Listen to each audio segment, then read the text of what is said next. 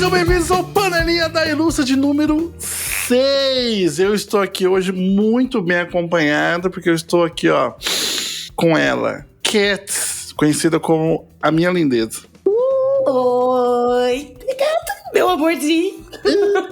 Vem cá.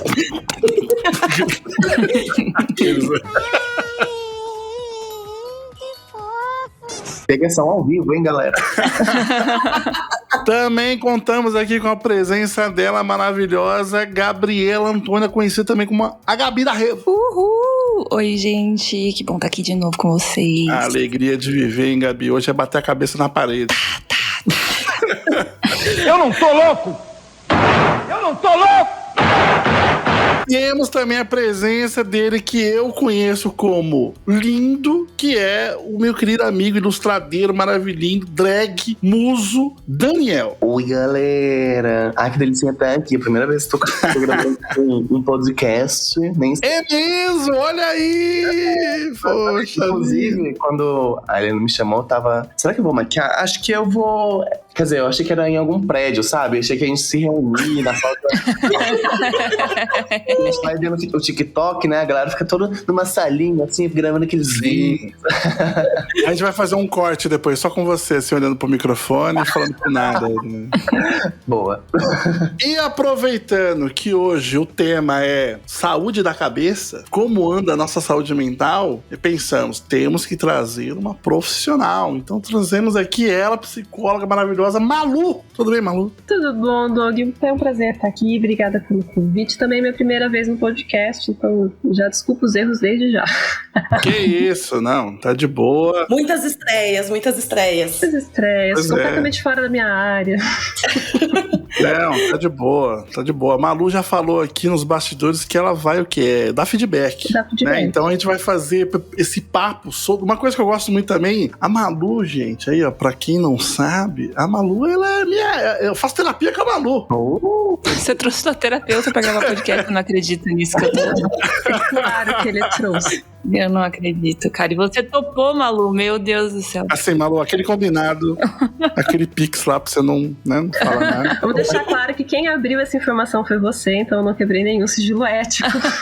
É verdade. Você vê o profissionalismo da pessoa, tá vendo? Exatamente. Tem que divulgar depois o telefone, tem que divulgar o WhatsApp para as pessoas. Deixar aqui na descrição, gente, o contato da Malu, porque se ela atende o Doug, né, ela claramente é capaz de atender qualquer outra pessoa doida do Brasil.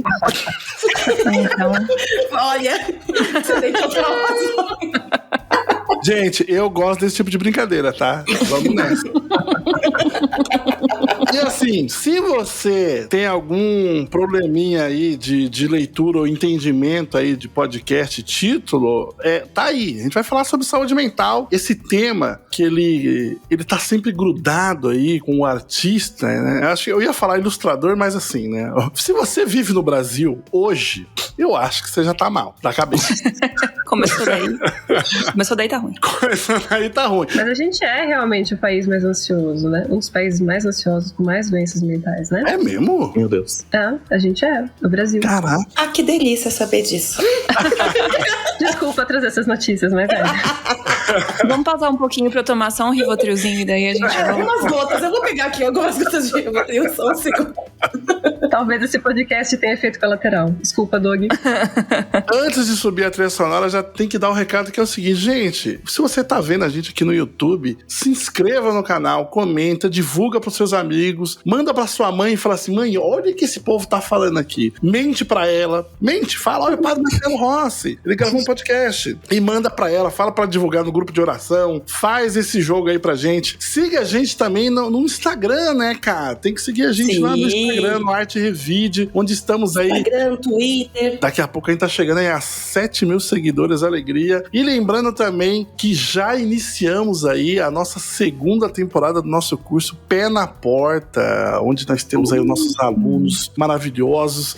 Daqui a pouco tem portfólio pra todo mundo ver. E eu acho que é isso, né, cara? De recadinho, acho que tá bom, né? Enquanto sim, só isso. Se eu lembrar de alguma coisa, depois aí o Léo, o editor, desculpa, Léo, você vai ter que se virar e encaixar esse negócio.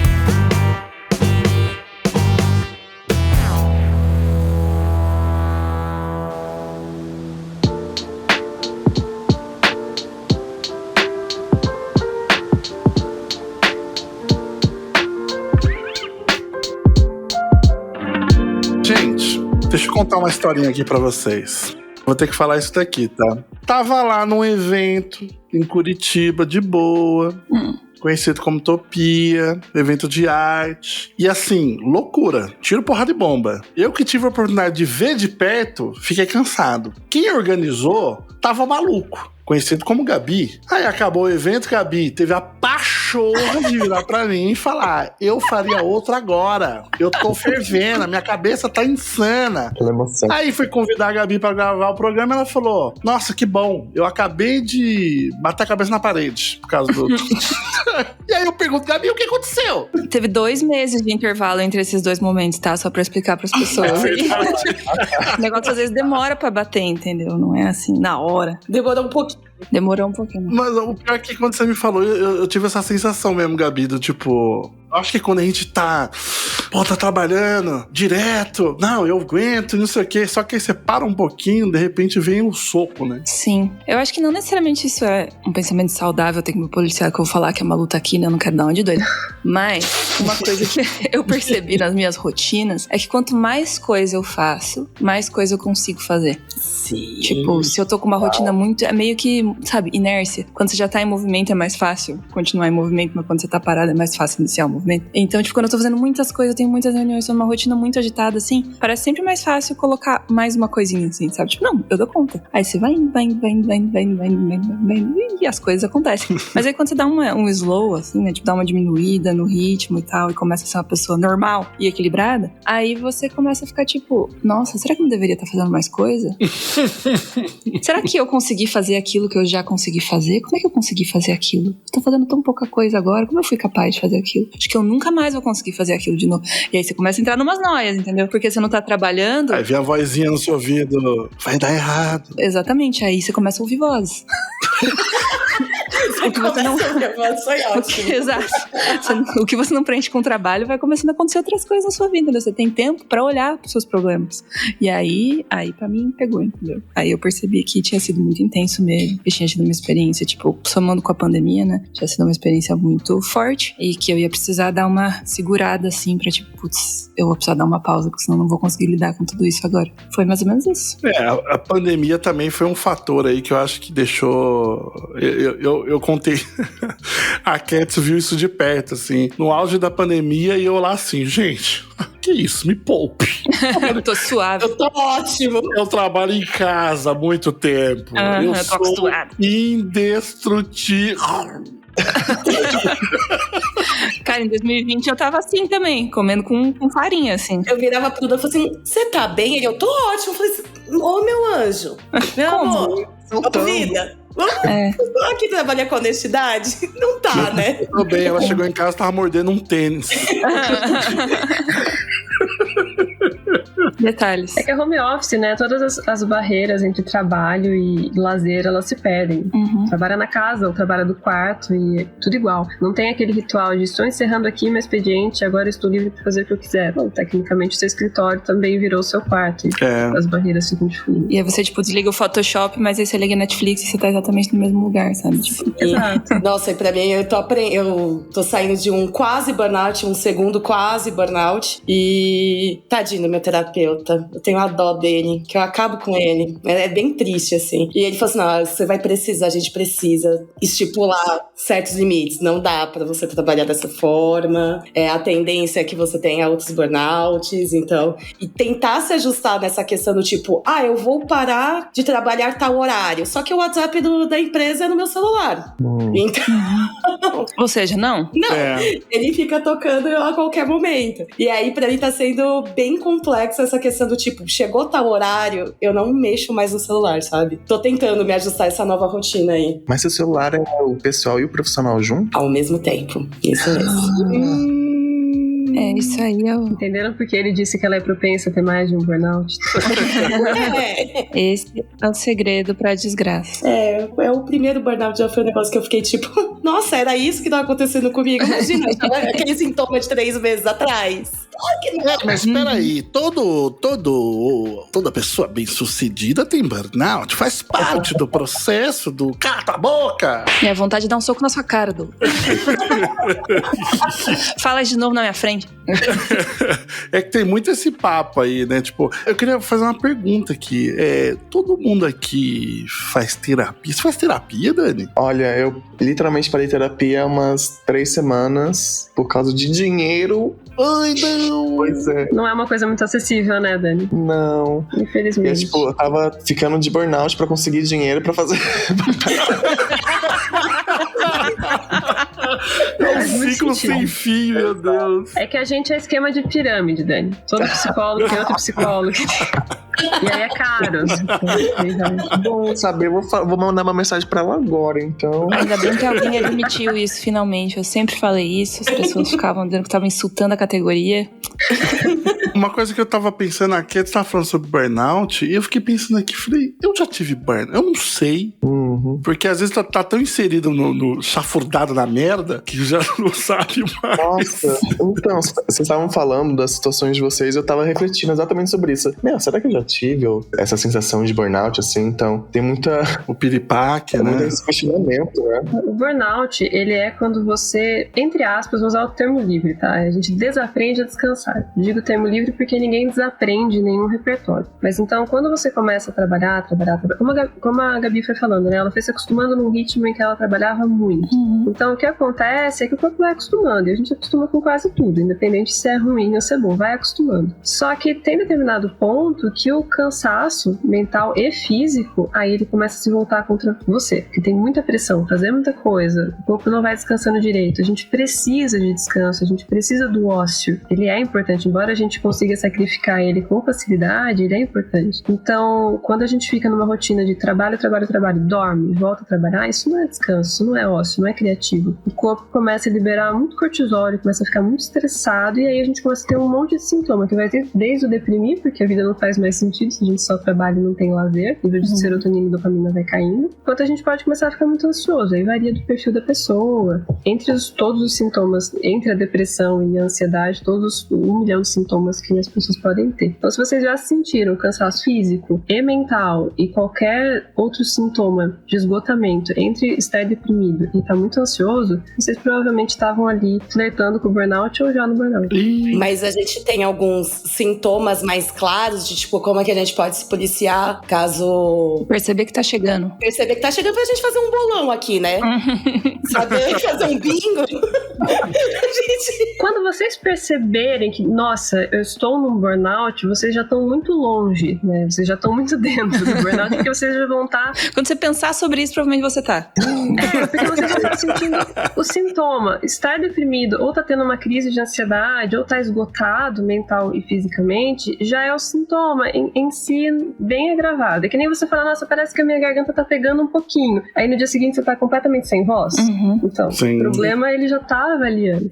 Então, eu acho que uma forma melhor da gente avaliar se tá numa rota de burnout ou não, é avaliar a nossa relação com o trabalho mesmo. Como é que estão essas barreiras entre descanso, ócio criativo, entre realmente tendo uma carga legal de trabalho, que não tá passando por cima dos limites pessoais, nem substituindo um espaço de socialização, de lazer. É aquele rolê de joga em videogame, gente. Eu lembro quando eu comprei meu videogame, eu jogava 50 minutos e vi uma voz na minha cabeça. Vagabundo! Você é um vagabundo. Você tinha que estar trabalhando, desenhando, melhorando o seu trabalho. E eu, ai, nossa. É aquela pressão do burnout. Eu falei, não. É a famosa cultura do alto desempenho, né? De a gente achar o tempo todo que a gente tem que estar produzindo ou criando algo, né? É o tempo todo essa vozinha aqui no... Ainda mais quando a gente trabalha assim com internet, né? Com conteúdo. Nossa, não, isso aí... Isso é outro componente, né? Então, se você não tá produzindo, tipo, todo dia, alguma coisa, você vai sofrer as consequências por não estar produzindo todo dia. Você vai ser esquecido, né? Exatamente. A gente passou por isso um pouco no processo de criação da escola e nas redes sociais, que a gente começou, não, porque tem que fazer isso, que tem que fazer aquilo, tem que fazer aquilo. Aí, que é essa pessoa mais organizada do mundo, né, pelo menos muito mais do que eu, aí já chegava e falava, tem que fazer tal coisa lá. Eu falei, gente, a gente não vai conseguir A gente vai ter um tico-teco. Não vai dar, a gente vai ter que diminuir isso, assim, senão... Tanto que eu vou até abrir, né? Eu vou contar aqui pra vocês, gente. Eu tô desenvolvendo aqui uma nova religião, que é esse é o problema do eu do futuro. Que é o meu mantra que eu passei para a Kétura. Pensa nisso. Esse é o problema do você do futuro, assim, porque não dá pra gente resolver tudo de uma vez, né? A gente que trabalha muito com arte também, nossa senhora, bicho, é uma pressão e fica jogando. Apesar que acho que não precisa nem se limitar à arte, né? Acho que hoje em dia, o tempo todo, as pessoas estão jogando na tua cara a felicidade delas do Instagram, né? E você fica, nossa, lá, ó, deixa eu ter que fazer também. Nossa, é uma desgraça isso, né? Porque... Vamos bater neles, né? Vamos! Não todo mundo se juntar. Não, mas eu falo, quando a gente começou a Revide, eu falei, não, gente. Eu comecei a Revide com 4 empregos. Meu Deus! Meu Deus! Eu posso falar minha amiga... Eu entendo ser terapeuta, Cats. Eu entendo ele. Entendi, Malu. Eu entendo ele. Eu falo que eu tenho muita dó dele. Ela era o pai do Cris, casado com o pai do Cris. 4 empregos, tinha 2. Eu comecei com 4 empresas, porque eu sempre trabalhei como autônoma e eu sempre trabalhei agenciando pessoas, né? Então, assim, acabava acontecendo de eu ter mais de um cliente, mais de uma pessoa pra dar. Então, imagina, tipo, vou abrir uma empresa. Maravilhoso, perfeito, acho lindo. E aí aquilo foi, não, mais 4 empregos não dá, vamos ficar com 3. Entendeu? 3 tá bom, 3 eu dou conta. E aí foi chegando a ponto de ter que diminuir. Eu nunca vou esquecer a última conversa que eu tive com o No, que foi assim, não, eu acho que talvez eu consiga. 2 empregos tá bom. Ele, não. Senta aqui comigo, não. Acabou, tá bom? Não tem condição. Mas o autônomo, ele tem essa vulnerabilidade porque a sobrevivência dele depende única e exclusivamente do esforço dele e de outras variáveis de mercado que ele não controla. Então, essa urgência por fazer mais dinheiro e acumular e sempre ter um trabalho faz um pouco parte nossos ofícios, faz um pouco parte de ser autônomo. Não quer dizer que a gente não tenha que trabalhar isso e ter um autocontrole bacana, mas é um risco que se corre por conta de uma necessidade natural, inclusive de preservação, né? É um instinto, já tá mais elaborado ali com a sociedade evoluída que a gente tem, mas ele continua sendo instintivo. No final das contas, todos os nossos comportamentos nossos são variáveis em algum nível de instinto. Né? Sim, entendi. E também tem a síndrome do emprego que vai mudar a minha vida. Ai, não. Ai, não. Porque, olha, eu vou falar aqui, hein? Conheci Dani trabalhando. Cuidado do... Não vou falar, que eu sou doido. Não, mas assim, eu lembro o seguinte, eu fui trabalhar numa empresa, e aí já um pouco mais macaco velho, né? Pouquinho, né? Pensei, isso aqui é só um trabalho, né? E a galera quando tá começando, tipo, o artista quando ele tá começando, ele, porra, eu preciso de uma oportunidade. Eu entendo, ele agarra aquilo e fala, meu Deus! Salvou a minha vida! Só que aí ele deixa de perceber o momento que ele tá sendo um pouco explorado. Ou que ele tá trabalhando demais, né? Não que ele tá... Às vezes nem tá sendo explorado. Ele tá se dando tanto. Ele tá dando 300% da vida dele e ele nem tem isso pra dar, saca? E isso é um problema. Eu lembro quando eu trabalhava nessa empresa, eu ficava olhando pro pessoal. Gente, eu acho que não, hein? Eu acho que não é melhor a gente... Gente, acho que não é legal a gente ficar aqui sexta-feira, meia-noite, trabalhando... Tava na dúvida ainda, né? Eu acho que não é. Eu acho que é melhor a gente ir embora. Dormir na empresa não é uma boa. E aí a galera, empresa, eu amo esse lugar. Porra. Calma, gente, o pior é que, tipo, às vezes a empresa tem tantos elementos atrativos, né? Que te seduzem e tudo mais, né? Falou, né? A empresa que o Doug tá falando, ela é muito uma porta de entrada pra galera conhecer, né? A área de jogos, né? Onde eu tô atuando atualmente. Aí, nossa, primeiro quando eu entrei, nem sabia que existia games aqui no Brasil, né? Então eu já entrei... Pois é. Sim, encantado, né? Aí mistura mais com o social, que a galera era muito envolvente, era muito unido mesmo, né? Aí tem vários desses elementos que vão adicionando, assim, pra você criar um afeto com a empresa. Você cria, né? Nossa, esse lugar é diferente. Nossa, nunca imaginei que ia trabalhar num lugar assim. Sim. A gente coloca no pedestal, né? Que não deveria, né? Romantizar tanto, assim. Sim. Pois é. E aí quando você vê, você tá trabalhando 73 horas num dia. Apenas. bater na cabeça e você fala, caraca, né? Então, tipo, por isso que eu falei, eu super entendo a pessoa quando ela tem essa oportunidade, ela quer agarrar, ela quer mostrar serviço, e é super importante mesmo você ser proativo, só que tem um limite, né? E acho que como muitas vezes, né, o pessoal não fala muito sobre isso, né? Principalmente na nossa área, né, Dani, que o pessoal fala muito de técnica, desenho, mais técnicas, e aí não fala, tipo, então, vai com calma também e tal, você não precisa... Mas eu acho também que rola um lance de a gente ter dificuldade de impor limites, sabe? Não é só a gente entender quais são os limites, nossos limites, e expressar isso pros outros, sabe? Porque quando eu comecei a minha carreira, tipo, trabalhar com as coisas que eu trabalho, eu tinha muito aquilo de que eu tinha que dar o meu melhor, porque eu tinha que ser muito boa pras pessoas, porque era o que o meio me dizia, eu tinha que ser muito boa, então eu tinha que apresentar isso pelo meu trabalho. Só que quando eu tava mal, eu tava acabada. Se alguém viesse me pedir alguma coisa, eu falava sim. Porque eu tinha muita dificuldade de que as pessoas perdessem a visão de que eu era uma boa profissional, sabe? Então, assim, além de tudo, desse sonho fantasioso, é a questão também de a gente entender que tá tudo bem a gente falar não, sabe? Até mesmo pra empresa, sabe? Nossa, exatamente. Que é difícil também para as pessoas terem essa percepção, que varia também de autoconhecimento e tudo mais, mas ter a percepção de que a gente não rende todo dia ao mesmo tempo, que é ilusória essa ideia de sempre evoluir, isso é impossível, a gente não faz esse movimento. O nosso melhor, ele nunca é igual. Então você consegue render X produção na segunda-feira. Na terça-feira, talvez o seu melhor seja metade daquilo e tá tudo bem, continua sendo o seu melhor, porque a gente é humano, a gente não é robô. Então, por N fatores, a gente vai ter oscilação de humor, de sensações físicas, fora coisas que acontecem no nosso dia a dia que vão afetar a produtividade. E essa cultura de mercado de produção, ok, o mercado, a empresa, eles pregam isso, mas não é realista. E no final das contas, a gente, enquanto humano, vai continuar rendendo mais ou menos de acordo com o nosso dia, com nossas variáveis e tudo mais. E é importante reforçar isso.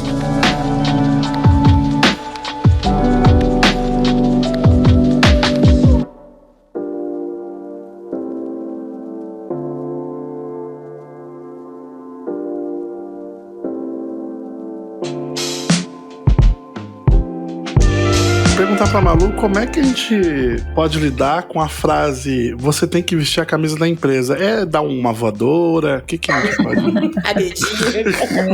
Ela já aumentou a veia aqui na minha testa, já saltou. É uma situação difícil, depende muito da empresa, do que eles estão pregando, mas no final das contas, eu acredito que a pessoa tem que conhecer em primeiro lugar ela e os limites dela e até que ponto ela consegue vestir a camisa, não é vestir às cegas, né? Eu entendo também que ela não pode chutar o pau da barraca e só abandonar o emprego dela. Ah, sim, né? Vamos entender que ela tá naquele trabalho por um motivo. E nem sempre ela vai poder se dar o luxo de escolher outro lugar, porque ela também tem que ganhar dinheiro pra sobreviver. Mas a ideia é ter esse conhecimento de que, tá, a empresa tá pregando isso, mas não necessariamente eu vou conseguir fazer exatamente o que a empresa tá pedindo e vamos dar uma melhor aqui, ver o que acontece, né? É não se matar no processo, mas ter um autoconhecimento. Sim. Às vezes uma coisa que eu vejo muito da galera de ilustração mesmo, assim, trabalhando com arte, a galera, isso eu acho que acontece em todas as áreas, mas é aquela coisa do tipo, eu tenho que estudar muito, eu tenho que fazer um monte de coisa ao mesmo tempo, e aí você vai conversar com a pessoa ela tá tão pilhada em um nível de ansiedade que ela não percebe que ela não saiu do lugar. Sabe, que ela não evoluiu, sabe? E ela tá ali sempre naquela tipo, aquela rodinha do hamster, sabe? Infinito. Ela tá sempre no mesmo lugar, rodando desesperadamente. Tentando pegar o queijinho ali na rodinha. Tentando pegar o queijinho. E tipo, e aí você vê assim, cara, dá uma respirada e a pessoa, ela tá tão pilhada que ela acha que se ela parar por 5 segundos, ela vai perder tudo que ela construiu, sabe? Sim, mas a gente desaprende, de novo, ninguém desaprende nada, mas é o que eu falei, desaprende, entre aspas, a descansar. Fica uma coisa tão estranha o descanso, e quando a pessoa realmente vai tentar descansar, ela não consegue. Tem uma crise de ansiedade ou volta a trabalhar porque é extremamente aversivo. Sim. Entendi. E pra mim tem duas diferenças também o lance de vestir a camisa da empresa, porque assim como quando a gente é freela, né, e aí tem nosso próprio MEI, ou nossa própria microempresa, vestir a camisa da empresa tem outro significado. Sim. Né? Quando a gente tem a nossa própria empresa, vestir a camisa da empresa é outro rolê. E são situações bem diferentes, porque aí, tipo, você tem outras responsabilidades, porque não é só, tipo, eu faço o meu e se não fizer, é só eu que me responsabilizo por isso. Não, é tipo, se você não dá conta do seu trabalho, várias pessoas dependem de você conseguir ganhar grana pra você conseguir pagar o salário dessas outras pessoas, mas virar uma escada, né? Sim. Exatamente isso. Aí você não consegue mais se desvencilhar disso. Ou, tipo, quantas horas por dia você vai continuar trabalhando? Tipo, você tem que fazer as paradas, sabe? Você sente responsabilidade é muito mais pesado, eu acho. Você sabe que não é mais só você, né? Exato. Não é só mais você. Tudo gira em torno das suas ações. Então, eu tenho vestir a camisa da empresa, às vezes a camisa é sua. Exato. E aí é mais difícil, né, encontrar esse limite, assim. E a Malu tava falando antes de descansar também. Uma parada que é muito difícil pra mim é, tipo, conseguir equilíbrio. Porque, assim, eu sou muito boa em descansar se eu tenho só que descansar. E eu sou muito boa em trabalhar se eu tenho só que trabalhar. Mas se eu tenho que trabalhar um pouquinho e descansar um pouquinho, aí eu já não consigo muito, sabe? Dá uma quebrada. É. Entendo, Gabi, segura minha mão. Mas como é que vocês estão lidando com isso, assim, tipo, tá rolando isso ou tá todo mundo igual a Cats que 6 anos sem tirar férias? Um equilíbrio, assim? Ou, tipo, tirar um tempo pra descansar? O equilíbrio. Você acha que você tá conseguindo ter um equilíbrio aí nas suas ações, o Dani também, ou não? Sinceramente, eu acho que eu sempre fui meio relax, assim, né? Eu, às vezes falo um palavrão? Falo, mas eu sempre fui meio relax. Mas que no meu primeiro emprego eu tenho ficado bem encantado, né? Eu sempre seguia meio que a risca, né? Minhas 8 horas, porque depois disso eu tenho a minha vida, né? Então, até hoje eu tô assim, mas eu tenho me posicionado um pouquinho mais pra enfrentar esse, digamos que, romantismo dessa empresa, né? Que você falou de vestir a camisa, né? E o home office, eu acho que me ajudou muito a ver que eu posso fazer os meus horários e ainda assim entregar o que eu tenho que entregar, sabe? Por exemplo, eu tô trabalhando lá umas 3 horas da tarde, daí, chega, eu vou dar uma pausa, vou ligar o som alto e vou dançar aqui no meio da sala. Porque às vezes eu faço isso, porque... Porque é muito gostoso e é bom. Exatamente, é muito bom você dar uma pausinha, assim, comer, pra colocar um episódio de um desenho que seja. Então eu sempre tive muito esse balanço, assim, porque eu morro de medo de ficar cansado ao extremo. Sim. Mas não é bom mesmo não, né? Tipo, eu conheço várias pessoas aí que trabalharam tanto que literalmente tiveram problemas, assim, de saúde que, assim, teve um problema, se recuperou, voltou e falou, legal, nunca mais eu vou desenhar na minha vida. Obrigado, gente. Tchau. Nossa. Valeu, falou. Mas uma coisa que eu queria perguntar pra Malu é... Malu, como que a gente identifica o momento que a gente precisa de ajuda terapêutica, que a gente precisa ir no psicólogo, que não dá pra lidar com isso sozinho? Não tem um momento certo de buscar ajuda. Terapia você pode buscar a qualquer momento. Mesmo que você não tenha absolutamente nada e só queira ter aquele espaço pra você, pra se conhecer e tudo mais. Mas o que acontece na realidade é que as pessoas vão buscar a terapia quando elas estão em crise, que é aquele ponto que você falou, quando eu reconheço o burnout, se você está reconhecendo sintomas do burnout, você já está muito fundo, né? Porque a gente tem uma cultura de buscar as coisas depois que elas já aconteceram, principalmente na terapia. Raramente a gente vê a terapia como prevenção, muito mais como salvação ali quando a coisa já está acontecendo. Então, a ideia, o ideal seria ter a terapia como uma ferramenta constante, né? Nem sempre necessariamente como uma coisa semanal que eu preciso fazer com um objetivo para resolver problemas e tal, mas ter aquele autoconhecimento. E se você identificar que tá se sentindo mal, que você sente que não consegue ficar bem sozinho, que tem coisas que estão acontecendo com você que você não sabe explicar, são sensações ruins, se sente deprimido ou muito agitado, algo do tipo, aí é legal buscar ajuda, uma orientação. Mas não tem um momento certo, um momento X, sabe? Mas terapia não é coisa pra gente maluca, Malu? Claro que não, Dori, não foi essa história. É que eu tenho um amigo que ele falava isso. Nem existe mais. O que é ser maluco, né? O que é ser maluco? Nem existe mais isso. Eu, antes de começar a terapia, eu até comentava isso muito com o pessoal, né? Eu era a pessoa que sempre falava, olha, eu acho que você precisa de terapia. Mas eu nunca tinha feito. Tipo, eu indicava pra todo mundo. Não, faz terapia. Dizem que é bom, mas eu nunca fiz. E aí eu lembro de um amigo meu que uma vez eu falei, cara, eu não sei, bicho. Você precisa de terapia. Ele falou, eu não sou maluco. E eu fiquei, eu acho que não é sobre isso. Não tenho certeza que o ponto é esse, né? Não acho que é pra falar sobre exatamente isso, entendeu?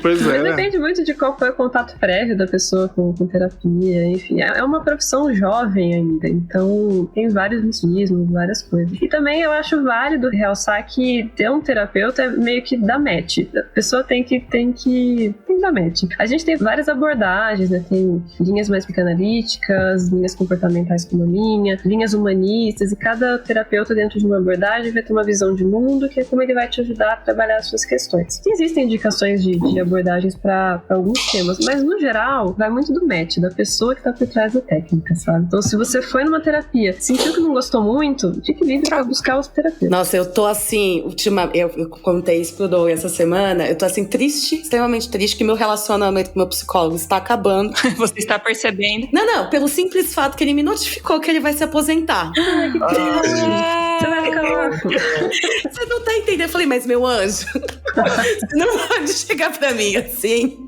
um belo dia e falar, então, eu vou se aposentar, porque eu falei assim, não, a gente já tá junto há o quê? Há 7, ele não 10.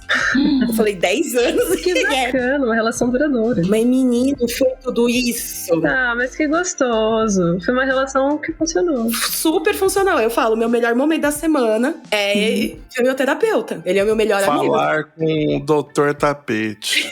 Com o Dr. Tapete. Então, assim, é o melhor momento pra mim. Assim, eu acho que a terapia, depois de um tempo, no começo ela é muito dolorosa, é aquela coisa de você dar cebola, né? De você indo por camadas, e essas camadas às vezes incomodam um pouco a gente, né? Mas, ao mesmo tempo, é muito satisfatório as coisas que você vai descobrindo sobre você e criando esse laço com o seu psicólogo, que ele se torna um puta de um parceiro, assim. Sim, ele conhece tudo que acontece na sua vida, os principais momentos, né? Ele acompanhou tudo, todas as 10 anos é muito tempo. É. Tudo. Eu tive uma paciente uma vez que ela virou pra mim e falou assim, Malu, às vezes eu fico pensando, e se você morrer, o que vai acontecer? Eu falei, gente, Caraca, sobre isso. Positividade lá em cima. É energia aqui, ó. Lá em cima. Carnaval, alegria. O melhor foi que eu assim, falei assim, tá bom, e como é que a gente procede daqui? Você vai se aposentar, tá? E aí, como é que eu fico? Aí ele virou pra mim e falou assim, olha, você já faz terapia durante muito tempo, eu não sei se você precisa de terapia toda semana, entende? Ele vai fazer o desmame. Ele falou assim, eu vou te indicar alguns outros terapeutas, mas ele vai ficar comigo até uma parte do ano que vem, e depois ele vai se aposentar de vez. Mas ele falou, olha, acho que é importante a gente já pensar se não é legal a gente reduzir essas questões de sessões, mas eu tô numa sofrência tão triste. Mas, Cats, fica a dica pra você já ir procurando outro terapeuta, pra ele acompanhar o processo também, assim, você pode contar de como tá sendo encontrar outro terapeuta. Pode fazer terapia sobre fazer terapia. Olha aí. Que bom, né? Plot twist. Eu vou pra um outro estágio, né? Eu vou pra um outro estágio de terapia. Depois que você faz 10 anos de terapia, desbloqueia essa parte. Assim. Você tem um terapeuta pra falar mal do terapeuta. Acho maravilhoso. Não, mas é muito legal quando a gente realmente dá match com... E eu acho que é também uma questão, um pouquinho de dedicação, sabe? Tipo, quando eu lembro que os meus primeiros psicólogos que eu fui diagnosticada muito cedo com TDAH. Minha mãe é psicóloga e tal. E os primeiros psicólogos que eu fui, todos eles tinham uma visão muito radical, sabe? Das coisas. E eu sempre me sentia muito desconfortável. Só que quando você vai passando por vários psicólogos, aí você encontra um que você fala, ou eu vou aceitar que ele vai falar assim comigo e vamos ver no que dá, ou eu vou ficar pulando, né? E aí quando passou aquela fase do encarar as piores partes, a coisa foi desenvolvendo, sabe?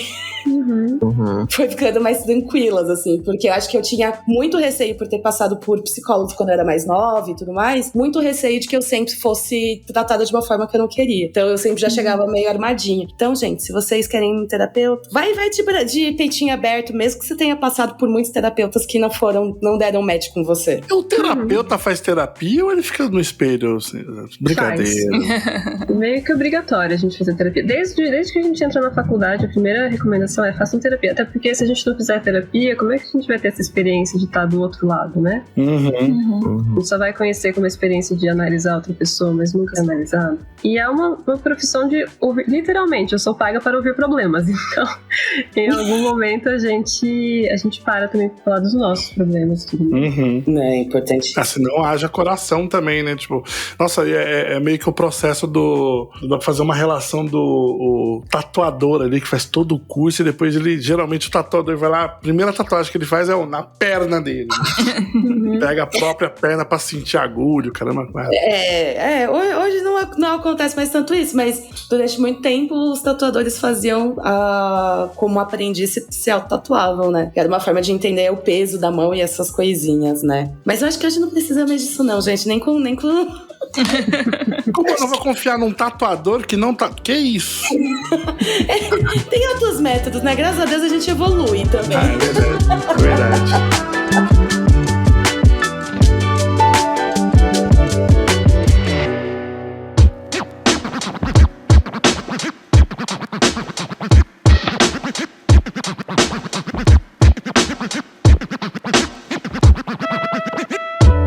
Eu queria jogar também na roda o que vocês estão fazendo pra aliviar essa tensão, que seja, né? Ou eliminar qualquer tipo de burnout, né? Porque a Gabi eu, né? Até peço desculpa, Gabi, tô te expondo aqui, falando que você quebrou da cabeça e... A Gabi contando todos, a Gabi foi lá e contou no privado, o Doug tá tipo, então, a Gabi me contou. Fala sobre isso pra 2.000 pessoas, vai. Tá bem tranquilo, eu tô me sentindo mega confortável. Tô acostumada a me expor, vamos lá, Doug. Desculpa. Ai. Minha vida é isso. Ai, quarta-feira eu vou falar disso com a Malu. Posso falar também um pouco, Malu me chama. Como que a gente te procura, Malu? Virou realmente uma terapia em grupo. E eu tô falando isso porque eu tava pesquisando, né, antes da gente gravar, falei, deixa eu pesquisar um pouco aqui sobre saúde mental, o que estão falando, o que fala que é bom pra você cuidar da sua cabecinha, né, aí fala, uma noite de sono bem dormida, né, exercício físico, aí eu tava vendo um vídeo, um cara falando assim, você sabe de tudo isso, mas você não faz, né, e eu falei, caraca, ele tá falando muito comigo. Droga. Nossa, porra, tem que fazer isso. Você não vale, Dani. Você tem pernas torneadas, você é um atleta nato. Doug, não, pelo amor de Deus, eu mal tô conseguindo subir escada rolante. É só ficar parado lá, que ela te leva. Tá sendo um esforço. Tá. Doug, respondendo, né? Eu ia falar isso antes, acabei esquecendo. Eu acho que sim, todo mundo sabe que seria saudável. Alimentação saudável, exercício físico, fisioterapia, ter tempo pra descanso, digo, um ócio criativo. Poder fazer o que você quiser, sem pressão e tudo mais. Só que não é muito realista, né? A gente não tá numa sociedade que permite muito isso. E a gente tá no país mais ansiogênico do mundo, comprovadamente. Então, a gente também tem que ser realista, como a Cat estava falando sobre não ser radical. A gente tem que ser realista da realidade que a gente vive e fazer o que é possível. Uhum. Entender que nem sempre a gente vai conseguir ter aquela vida perfeita, de fazer exercício físico, dormir 8 horas por noite e por aí vai. Então a gente faz o que é possível. Se dá pra tirar um descansinho, um tempinho pra não pensar em nada, pra realmente sair do trabalho, ter aquela barreira, olha, aqui acabou meu expediente, aqui o tempo é meu, e poder ter esse tempo livre já é uma boa coisa, pelo menos num ponto de vista mental, tá? Fisicamente falando, a gente tem exercício, alimentação e tudo mais, mas fazer o possível sempre é o melhor caminho, o que dá pra fazer, senão... Nossa, se eu não dormir minhas 8 horinhas, meu Deus. Nossa, eu também. Senão a gente coloca uma obrigação da pessoa ter uma vida saudável e ela vai ficar ansiosa por causa disso. Não adianta. Sim. Porque ela não consegue daí manter sempre, né? É que é isso, né? A gente até consegue manter, mas não sempre, né? Eu tenho uma dúvida, assim. Vou ver se eu consigo reformular ela na minha cabeça. Porque a gente falou que a gente desaprende, né? A descansar, a relaxar, né? Como que a gente volta a aprender, né? Como que a gente pode voltar, assim, no tempo, talvez? Eu no DeLorean.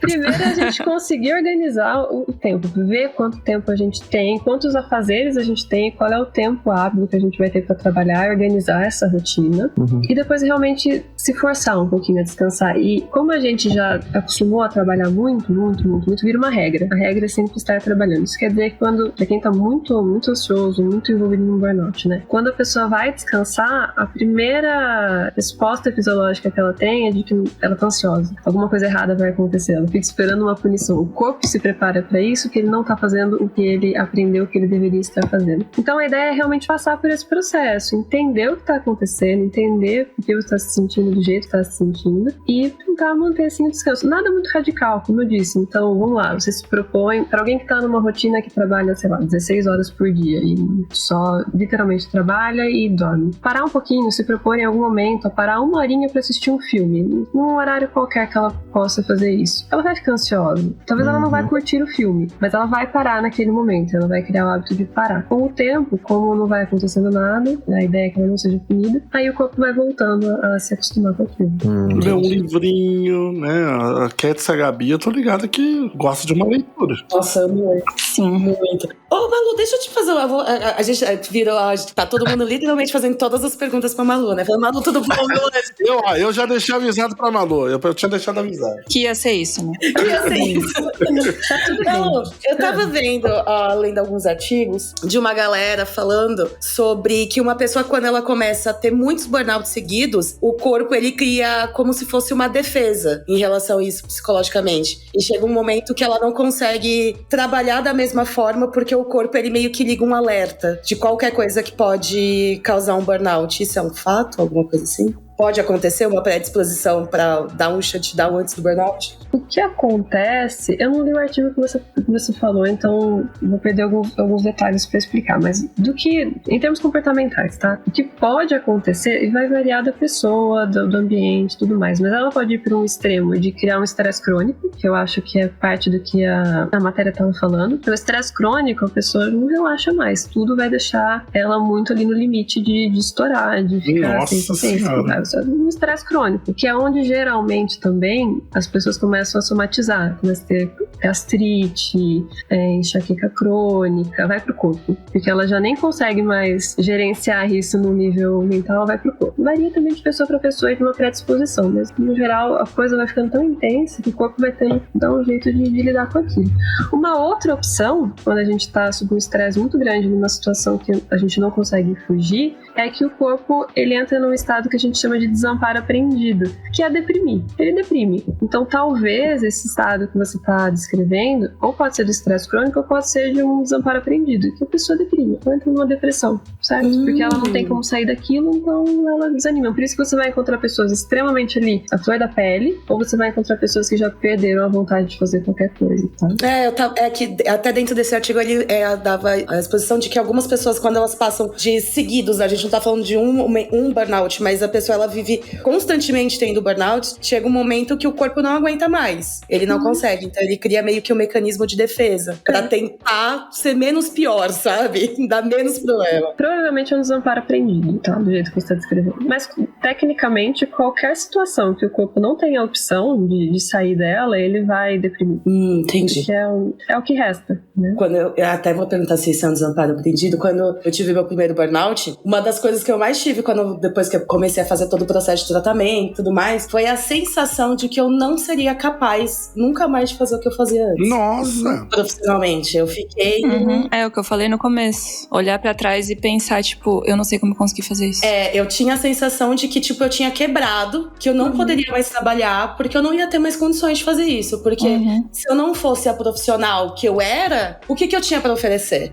Se não fosse aqui, entendeu? Já vão deprimindo, né? Isso, aí foi É um processo, então isso seria um comportamento desaprendido. Um desamparo aprendido? Pode ser, depende de análise de cada situação em particular, mas sim, ele vai progredindo até um ponto em que, eu tô desanimada, eu não consigo mais produzir o nível químico que eu produzia, eu não consigo mais me sentir satisfeita, eu tô muito cansada, eu não consigo mais responder a isso. Então, sim, tecnicamente você tá deprimido, então pode ser um desamparo aprendido. Entendi. Então, o burnout, ele acaba desencadeando outras coisas também que a gente precisa acaba vendo, né? Em questão de terapia. Por isso que é importante ter o acompanhamento. O burnout, ele é um nome genérico, né? Para uma reação de estresse extremo, de pressão extrema ao trabalho. E essa pressão extrema vai levar a ter outros problemas psicológicos, que aí vai, como eu disse, desde uma ansiedade extrema, um estresse crônico, até uma depressão. Ou até, acho que a maior sombra aqui de todos, eu acredito que todo mundo tem um pouco, a síndrome do impostor. Nossa. Sim. Nossa. Com certeza. Bate muito no seu ombrinho, Dani? Assim, eu durmo com ele todo dia. Meu namorado chama síndrome do impostor. Eu tenho um date todo dia com ele. Estamos há 5 anos juntos, desde que comecei a entrar na área de ilustração, que eu podia trabalhar com isso. Eu conheci o Cláudio. É um impostor aqui, vive comigo. Oi, Cláudio. Vem aqui pra todo mundo. Cláudio, dá um oi pra galera. Não preciso de água não, obrigado. Depois eu pego. É muito fácil, né, a gente ficar com essa síndrome do impostor. Inclusive, vários artistas, acho que é difícil não ter um artista que não tenha, né? Nossa senhora. A síndrome do impostor, assim, porque... em algum nível, assim. A gente fica se duvidando o tempo todo, assim, das nossas habilidades. Se a gente fica um dia que seja, sei lá, ai, não consegui fazer um olho direito. Puta que pariu, viu como eu sou um... Não sei mais desenhar, meu Deus, que horror. Acabou o meu dia. Eu desaprendi. Um dia, exatamente. Mas é que vocês já internalizaram cobranças externas, né?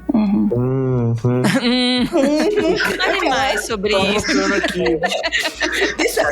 Olha, eu tô com um caderninho aqui na minha frente. A Malu tá falando assim, tenho. Malu, fica à vontade, pode assumir o púlpito aqui, pode falar. Esse aqui eu também tenho. Entendeu? Mas o Dani falou disso agora há pouco, né? Disse de, meu Deus, não sei mais desenhar, minha vida não vale mais nada. Outro dia eu tava tirando sarro disso com uma amiga minha, que é tipo, meu, por que a gente fica triste porque não sabe desenhar uma mão? Você fica, tipo, refletindo sobre a vida e o universo e tudo que está acontecendo. É uma boa pergunta, né? Você deveria estar triste? E você tá, tipo assim, muito bravo porque você não tá conseguindo desenhar um negócio, sabe? E aí você fica, tipo, na ordem geral do caos do mundo, isso não é nada, né? Nossa senhora. E aí a gente ficou muito, tipo, gente, eu queria muito conseguir que minha vida, tipo, eu me estressasse por coisas realmente, assim, sabe? Causas e paradas, mas não. Geralmente eu tô triste porque eu não consigo desenhar uma mão direito. Mas essa é uma boa questão, né? Se você estender ela, não pra uma crise existencial do tipo, não, pra onde vai o mundo se eu não desenhar a mão, mas por que eu estou triste por não desenhar uma mão? No que de fato isso me afeta hoje? E aí onde a gente começa a ver que a pressão talvez ela não venha de dentro, mas venha de fora. E que ela não necessariamente corresponde à intensidade da preocupação que a gente tem. E é um mercado muito competitivo. Com então, certeza. vocês estão o tempo todo sendo confrontados com outros artistas que têm outras... aliás, é muito pessoal isso, desenho. Por mais que tenha técnica, etc., é muito pessoal. Então, quando vocês são confrontados o tempo todo com pessoas que vão pensar de forma diferente, trabalhar de forma diferente, vai gerando essa sensação de inadequação. E aí, não conseguir desenhar uma mão do jeito que você espera gera uma frustração gigantesca e o mundo acaba. Exatamente. É muito o que você falou, né? Porque a arte tem muito do seu pessoal ali, né? Então ela tem que ser perfeita, ela tem que, assim, falar pras pessoas, olha só como minha arte é maravilhosa, porque tem muito do meu pessoal ali, então é muito essa exposição. E quer dizer, também é muito fácil você ver algum quadro, assim, e não gostar, né? Ou gostar muito. Então, esses sentimentos são muito fáceis de você acender nas pessoas e tem esse lado que você deposita, né? Pra criar alguma coisa. Então... O maluco também, Dani, é que o velho rolê da grama do vizinho, né? Ser mais verde. Exatamente. O mais maluco parece que a gente sabe disso. A gente sabe.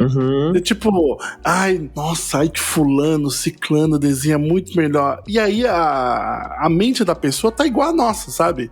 Nossa, sou um merda. Nossa, aqui não tá bom. É, porque ela tá se comparando com outras pessoas. Exatamente. Tá sempre essa coisa de comparação, né? Até uma coisa, acho que é uma coisa que a gente tá tentando fazer muito com a Arte Revide também, né, cara? E assim, por isso que a gente tá sempre em volta de amigos que eu acho que tem esse mesmo pensamento também, a Gabi, todo o pessoal da Revo. Essa coisa também de você não maltratar o artista no sentido do tipo, eu vou mostrar meu desenho ali pro artista, né, e vou receber um feedback, né? Tem gente, sei lá, de mais experiência aí, que é o pessoal que fala do meu tempo. Não, porque no meu tempo eu meti um pau aqui, é isso aí, tem que ouvir mesmo, isso aqui. Cara, só que é muito grosseiro, né? A gente fala muito isso na escola, gente. Vai dar um feedback pro amiguinho, tenta ver o que é legal e depois você dá um feedback negativo ou que seja construtivo, né? Que vai melhorar o trabalho da pessoa. Mas, não chega falando, nossa, que bosta, hein?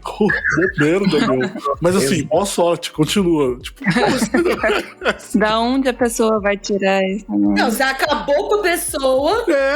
E você quer que a pessoa tire força da onde? O pior jeito de dar um feedback assim, né, cara? Porra. Porque entra muito no que o Dani tava falando também, né? De tipo, se tudo que a gente faz tem um pouco, né? Toda a arte que a gente faz tem um pouco da gente e fala sobre a gente enquanto pessoa física, digamos assim. Se a nossa arte tá ruim, né? Se nossa arte não é maravilhosa, a lógica que nossa mente faz né? Então a gente também não é maravilhoso.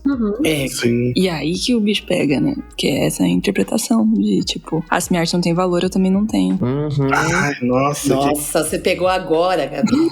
Um ponto que foi delicado, hein? O pessoal tá ouvindo e no chão, assim. Gente, por favor. Carlos, pode pegar aquela água, por favor? Obrigado.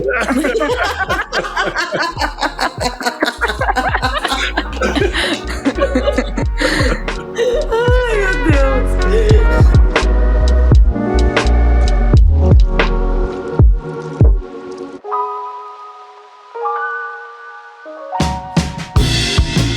Tem alguma ferramenta pra combater essa síndrome do impostor, assim? Tipo, você falou, acho que uma coisa bem interessante esse rolê do tipo, ai, minha vida acabou, não sei desenhar a mão. E ficar questionando isso.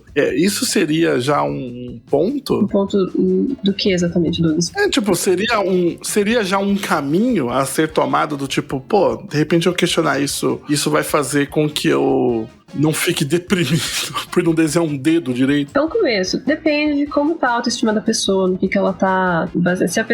Se ela precisa muito do elogio do outro, se ela precisa muito sentir que a arte dela tá boa. Tô falando arte, mas poderia ser qualquer outra coisa.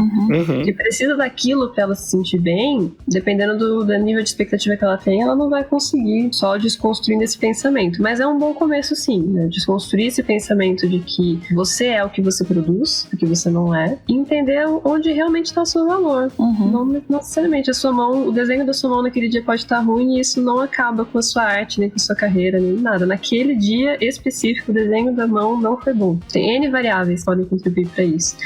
E sim, a Gabi estava falando sobre o desenho ser uma parte nossa e a gente julga o desenho e a gente no processo. Primeiro que sim, é uma coisa muito projetiva, então você tá ali o tempo todo, mesmo que você deixe isso cheio de técnica, ainda assim é você. Então fica um processo muito custoso às vezes. Eu acho bem difícil a gente trabalhar de uma forma organizacional com arte.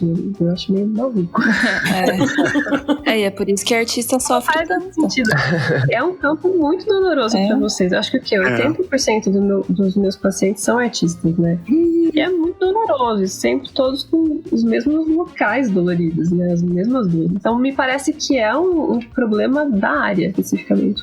Da gente tentar transformar num trabalho organizacional, mecânico, uma coisa que é super projetiva. Criatividade, ela é muito, muito livre, ela não funciona quando a gente tenta colocar ela dentro de uma caixinha. Sim. E as pessoas vão sofrendo por conta disso. E eu acho que tem tudo a ver com o que você tá falando, tipo, cara, se toda a tua autoestima tá baseada no que você consegue criar, foi com Deus, sabe? Tipo, temos um problema aí.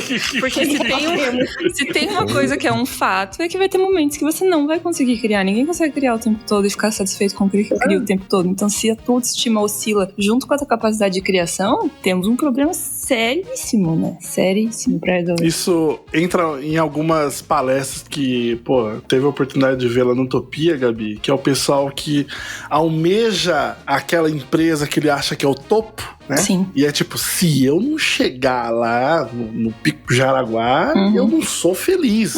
E enquanto ela não chega lá, a vida dela, ela não é a felicidade plena. E aí quando ela chega lá e de repente por algum percalço da vida, ela precisa voltar, ela precisa sair de lá, ela fala, eu sempre desejei isso daqui, agora eu cheguei e tô indo embora. O que rolou? O que eu faço? O que rolou e o que eu faço? Ou você espera que aquilo te traga a felicidade plena e aí não traz, né? Nossa senhora. E aí você faz o que com isso aí também? É busca infinita, né? Gente, nada traz felicidade. A gente... Ah, Malu, tira ela daqui. Malu, se não te dá verdade. Tem coisas. A felicidade não está em coisas. A felicidade é um estado. A gente fica feliz e passa com coisas e não fica feliz o tempo todo. Mas a gente nunca tá no mesmo jeito todos os dias. A gente tem muita dificuldade para lidar com as nossas oscilações de humor, de rendimento, de felicidade, de tristeza. A gente muda. Às vezes aquilo que fazia super sentido de repente não faz mais. O trabalho que era o trabalho dos sonhos de repente não é mais o trabalho dos sonhos, porque a gente muda o tempo todo. E a gente tem muita dificuldade para lidar com isso. E a mudança faz parte, né? Eu acho que a Malu tem que estar em todos os podcasts a partir de agora. Eu acho que a gente deveria pelo menos uma vez, né? Porque ela ajuda muito mais do que a gente, tá ligado? Tipo, a gente tenta, sabe? Vamos falar um negócio legal pra galera, mas a gente não consegue. Claro que consegue, gente. Para. A gente não tem aquele know-how, né? De tipo, deixa eu te falar aqui, deixa eu dar carteirada. Exato, a gente é tipo... Eu quero te encaixar. Tem o mesmo problema que você. Também não sei resolver. Mas vamos falar sobre isso. Mas isso já é um bom começo, porque a gente precisa falar do que está acontecendo com a gente. Independente de vocês não terem uma formação em psicologia, vocês estão no meio, vocês conhecem outras pessoas que já trilharam o mesmo caminho que vocês ou estão trilhando, vocês têm experiência de vida. Então, assim, nada nunca é perdido. Vocês têm um papo super bacana, gente. Né? Aí, ela até serve de motivação dentro do próprio podcast, cara. Gente, coisa fofa. Malu brilhou. Mas essa coisa de falar sobre realmente é importante, né? Tipo, eu comentei, né, que tive esse privilégio de trabalhar com o Dani, que é um profissional, assim, gente, complicado de exemplar. Eu que eu diga, Doug, eu que eu diga. Você é maravilhoso. Mas quando eu trabalhei com o Dani, de fato, eu tive a oportunidade de trabalhar com pessoas, assim, tão incríveis, assim, que eu acho que foi o meu primeiro contato com amigos que tinha uma coisa de você olhar no olho do seu amigo e falar assim, caraca, eu te amo muito. E isso foi muito legal, assim, de ter essas pessoas. E eu tava vendo esse vídeo, né, sobre saúde mental, e uma das dicas que foi falado lá era sobre essa, de você ter contato com outras pessoas, você fazer florescer novas amizades. E eu acho que meio que dentro disso que a Malu falou, assim, eu acho que isso realmente é muito importante, assim, né, principalmente pro artista que fica trancado dentro de casa achando que, nossa, daqui 5 anos eu vou sair daqui um mestre do desenho. Mas a que custo? Isso que você pontuou, assim, de ter uma rede de apoio, né? Uhum. Que são as pessoas que você... Porque, você lidar com suas frustrações sozinho, assim, é horrível. Porque você fica no campo das ideias, né? Você não tangeia seus pensamentos, você não fala, você não escreve. Aí é 2 palitos pra virar um negócio gigantesco, né? Uma frustração pequena vira uma coisa bizarra, né? Sim. Então, isso que você falou desse primeiro emprego...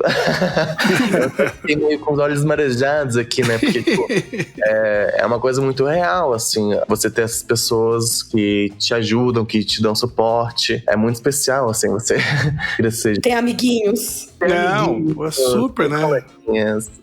Principalmente a gente falando que terapia não é uma coisa de fácil acesso, assim, também, né? Então, acho que até a gente podia tentar trazer algumas dicas pra quem não tem essa oportunidade de fazer terapia e, sei lá, o que... Como começar a cuidar um pouquinho com carinho. O que dá pra fazer, assim, com essa pessoa e tal, né? Porque é difícil mesmo, né? É muito complicado. Eu acho que também é muito difícil a gente começar a entender quais são as formas que a gente tem como ferramenta pra cuidar da gente, né? Nem que seja um pouquinho só. Uhum. Mas o Dani falou certo, né? De ter uma vida fora do trabalho, uma vida fora só daquelas metas e objetivos. Uma vida tranquila, com menos cobrança. Só podendo ser a gente mesmo, com erros, com falhas, com imperfeições, porque essa é a vida real. Então ter uma vida bem mais natural, bem mais tranquila, com pessoas que estão dispostas a ouvir a gente e a acolher. Falta muita acolhida nos grupos em geral. Então, às vezes, parte do meu trabalho nem é usar a técnica que eu tenho, mas é só ouvir a pessoa. Às vezes nem tem algo que o psicólogo possa fazer, ele só tá ali para dar suporte mesmo, pra ouvir. E isso é uma coisa que a gente pode para as pessoas. Já é muito necessário, né, pra muita gente, né? Sim. Ajuda bastante. Também a gente começa a trabalhar, né, a questão do falar e ouvir, né? Saber, é uma troca, né? Uhum. Que a gente vai fazendo um com o outro. Isso é bem legal. Lembrando também, mas já também como um aviso, que não é pra você tentar resolver o problema do amiguinho, ok? É só ouvir o amiguinho. Nossa, sim, meu Deus. Isso vira outro problema. Ela está proibido dar conselho sobre resolver problemas de amiguinhos. Nossa senhora, já ouvi cada coisa. Eu tenho certeza absoluta que eu já fui esse ser humano e tento me policiar. E lembro muito de eu lembro muito um dia que um amigo meu virou pra mim e falou assim, falando de outro amigo, né? Ele falou, pô, fulaninho lá, pelo amor de Deus, a gente fala as coisas pra ele não presta atenção, né? Não melhora o trabalho dele, né? Falando de técnica de desenho, né? Pô, eu já expliquei pra ele 1000 vezes, por que ele não estuda mais? Aí eu falei, então, né? Ele trabalha 37 horas por dia, né, bicho? E ele não trabalha com desenho, trabalha com outra coisa. Aí ele, é mesmo, né? Tem esse negócio do trabalho. A empatia zero. Pois é! Exatamente, Gabi. Eu falei, gente, o povo tá sem empatia. Acorda, Brasil. Pô, tem que ter empatia, não tem como, né? Então, tipo, quando fica essa coisa de, sei lá, a Gabi tá contando o problema dela, eu tô assim, né? Aham. Então, Gabi, nossa, eu sofri mais que você. Muito. Nossa, essa é pior. Meu Deus. Competição de quem é mais triste. O troféu cocô, famoso troféu cocô.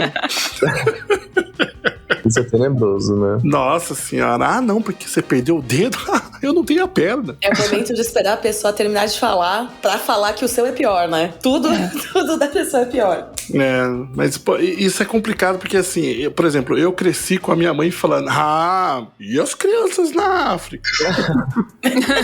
E aí eu cresci. Eu acho muito engraçado esse argumento, né? Tipo, não desperdiça comida, as pessoas estão passando fome. Não é como se você conseguisse teletransportar o resto do teu prato pra África, né? Pois é, e isso também acho que causa um problema, um outro problema, Gabi, que é o seguinte, né? Essa coisa do tipo, sei lá, a pessoa tá triste e fala, não, você não pode ficar triste. E o pessoal na Rússia que tá em guerra lá com não sei quem. Aí eu falo, bicho, eu não tô nem aí. Isso não vai fazer a pessoa deixar, né? Isso não me afeta, né? Sim. Não é isso que me afeta. Não afeta. Não... Afeta as pessoas da Rússia. Você ainda é atingido, né? Pelo sentimento da tristeza, né? Deus, você acaba aprendendo a censurar esse sentimento ao invés de... Exatamente. Você sente um bosta, né? Cara, eu sou um merda, meu irmão. Por reclamar de qualquer coisa na sua vida. Exatamente. Então, tudo que oferecerem na sua vida tá bom. Porque você não pode reclamar, você não pode ficar triste, sabe? Você não pode se abalar. A gente lida muito mal com a tristeza alheia. Tanto que quando alguém começa a chorar perto da gente, a primeira reação é falar, não chora. E isso não é nem um pouco acolhedor. É verdade. Você falou isso, meu Deus, eu tenho muito problema assim de chorar. É uma coisa que eu tenho aprendido nos últimos anos, na verdade. Porque até então eu não chorava de jeito nenhum. Nem pensava em chorar. Senão, né? Eu já sinto que as outras pessoas que estão me vendo chorar estão acima de mim de alguma forma, sabe? Tô te questionando, né? É como se fosse uma demonstração de fraqueza. Exato. Eu já tive muito isso. Eu lembro de falar, não, eu choro de raiva. E, nossa, super... não tem nada a ver isso, saca? Tipo, eu sempre chorei muito de raiva, assim, de acontecer alguma coisa, tá com raiva e você chora e tal.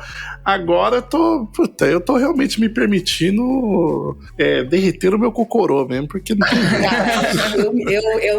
eu sempre fui uma pessoa muito chorona, mas eu sempre fui a pessoa que chorava escondido, sabe? Sim. Eu ia em lugar, me desabava assim, lavava o rosto, saía plena, como se nada tivesse acontecido. Aí agora eu choro em qualquer lugar. É verdade. Não me importa.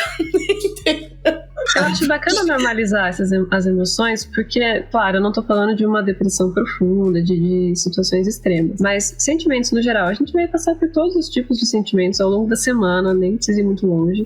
E todos eles são normais, porque a gente aprendeu a polarizar, né? A dar valor diferente pra felicidade. Aí a gente tem até uma positividade tóxica de você tem que estar feliz, e de afastar a tristeza, o desconforto a todo custo. Não pode ficar triste, não pode chorar. E é bom, a gente precisa chorar. A gente precisa ficar triste de vez em quando, é importante o corpo. Mas a gente tem que entender que é natural. Então, basicamente, a gente tem emoções que trazem sensações confortáveis, é gostoso se sentir feliz, ele é reforçador, então a gente lida melhor. E tem emoções que elas não são gostosas de se sentir. E por isso a gente atribui um valor negativo, que é ruim. Mas não é, é só desconfortável no final das contas. Faz parte, né? E o desconforto faz parte. A gente deve falar de divertidamente agora, que é basicamente isso, né? Foi basicamente isso. Literalmente isso, Tava né? pensando exatamente nisso. Então, recapitulando, chore mais, tenha empatia, namore a síndrome do impostor. Escute os outros. Acho que, no geral, normalize mais você ser humano. Seja humano. Olha, sim. É verdade. Filosófico, hein? Reflexiva essa frase. Tem gente aí que tá normalizando. Deixa pra lá, não vou falar mais de política, gente. Eu tô muito irritado.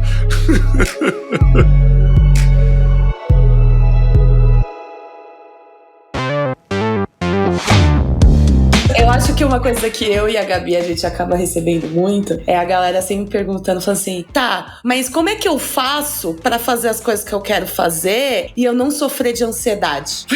Nossa. Não, eu também quero saber responder essa. Eu nunca soube responder essa pergunta. Eu sempre fico tipo... Se alguém sabe aí, me manda um inbox. O pessoal vai colocar no comentário aí. Já que a gente tá com a profissional, quem sabe? A gente não consegue uma resposta. Essa resposta agora. Agora a gente tem que ir pra aquela clássica resposta do psicólogo, que é depende. Poxa, Malu, me ajuda a te ajudar. Poxa, Malu. É uma pergunta que permeia o meio. Uma pergunta tão simples você não consegue resolver, hein, Malu? Poxa vida. Depende do que te deixa ansioso. Por que te deixa ansioso? É que todo mundo vem com esse papo, tipo, não, é que eu quero... Vou dar exemplo. Eu quero ser muito fera em 3D e eu preciso estudar 4 horas por dia. E a pessoa cria um cronograma, tipo, surreal. Ele não vai conseguir fazer aquilo. Às vezes querer não é poder.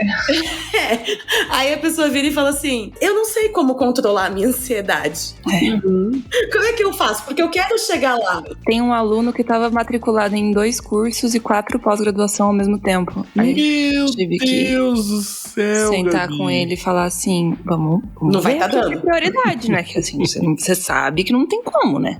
Então, as coisas desse tipo. Galera que abraçar o mundo com as pernas. Passa o contato da Malu pra ele.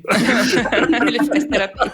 Eu acho que pra vocês, acho que essa discussão, esse debate tem dois pontos de vista. Então, pra vocês, estão lidando com os alunos, é o fato de conseguir frustrar os alunos que vocês não vão conseguir fazer tudo, não vão conseguir responder tudo e nem tem essa função, né? Vocês estão ali pra orientar, vocês têm uma função que não é dar conta de todas as demandas emocionais. Infelizmente é verdade. Então, vai cair no colo de vocês. Ai, Não era a resposta que eu queria.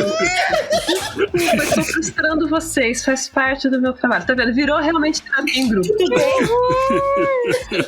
Segura aqui na minha mão, Gabi. Virou mesmo. Virou mesmo terapia em grupo. Você tá dizendo que eu não vou resolver os problemas do mundo? Ai, que horrível. Eu não vou safar. Não vão. Agora.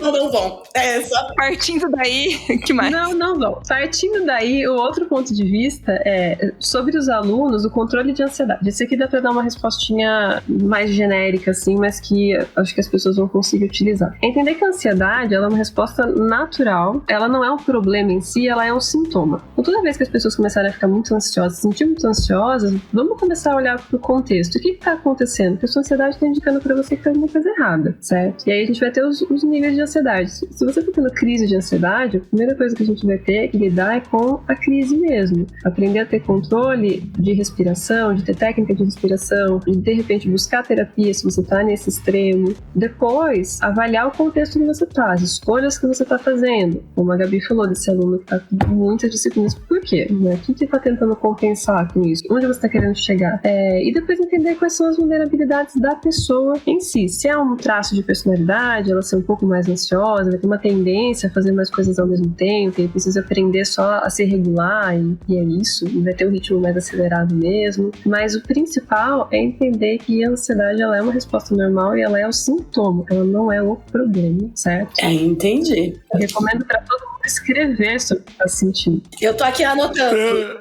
Muito obrigado pela sua participação, Malu. Foi muito bom. Ansiedade sintoma, né? Vou ligar aqui amanhã, já vou fazer umas consultas, né? Está tudo bem.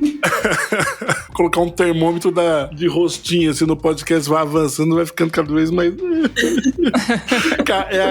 Caindo na realidade. Tá vendo porque o psicólogo estraga o rolê? Não estraga, Malu, foi ótimo. Maravilhoso. Não, maravilhoso. Tô brincando. Não estraga, o melhor foi não dá, tá? Segue o baile. Ô, Dani, manda uma mensagem de esperança aí pra gente, pro ouvinte. Lula 2023. É isso, beijo. Tchau. Brilha uma estrela pra encerrar o podcast. É isso. Exatamente assim. Falei, não vou falar de política não, tá subindo a música. Meu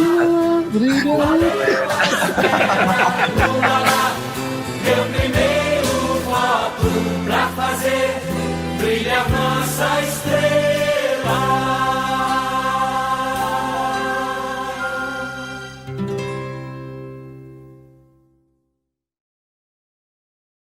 Malu, quer deixar algum recado pros nossos aluninhos, nossos ouvintes? É verdade, Malu. Quer fazer algum jabá, qualquer coisa, Malu? Fica à vontade. Eu espero que tenha ajudado, ouvir a nossa conversa, espero que tenha pelo menos levantado algumas questões pra galera pensar em saúde mental, pensar na gente enquanto pessoas normais, pessoas que precisam de tempo, pessoas humanas mesmo, pra realmente normalizar o comportamento. Espero que ajude de alguma forma com questões de ansiedade e tudo mais, que busquem sim ajuda, se precisarem, se acharem que devem. E basicamente é isso. Espero não ter frustrado muito vocês também. Não.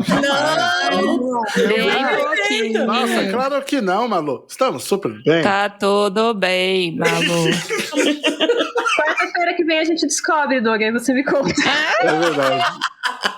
Vai, traz a terapeuta pra gravar podcast. Aquela, a gente só tem uma certeza. Malu aparecerá mais vezes. Não, Exato. com certeza. Mas muito obrigada pelo convite, eu adorei conversar com vocês. Não, foi muito bom, muito bom. Foi muito bom. Ô, Dani, quer fazer algum jabazinho? Já vou colocar os seus links ali, todo mundo, né? Mas se quiser fazer algum jabazinho. Me chama aí pra fazer ilustra, eu também faço performance, eu sou uma drag engraçada, como vocês podem notar. Maravilhoso. Perfeito. Mas eu tô... Não, é isso, faço ilustrações, galera, então se vocês quiserem só ver, a gente trocar um papo também, se vocês quiserem falar sobre ilustrações, tamo aí, né, junto, eu, Doug, galera aí, porque, como eu falei no meio, mais ou menos, sei lá, a gente precisa dessa rede de apoio, né, então quanto mais artistas a gente conhecer e trocar uma ideia, melhor a gente vai trilhando nossa jornada, né, então... É verdade. E queria falar aquela frase, né, da RuPaul, se você não se ama, gente... Não, quer dizer, calma, se você não sabe se amar, como você vai amar o próximo, né, então, vamos... Nossa. RuPaul. E Queen, né? Tem que fazer alguma referência. Com certeza. E eu quero. Pronto. E eu quero.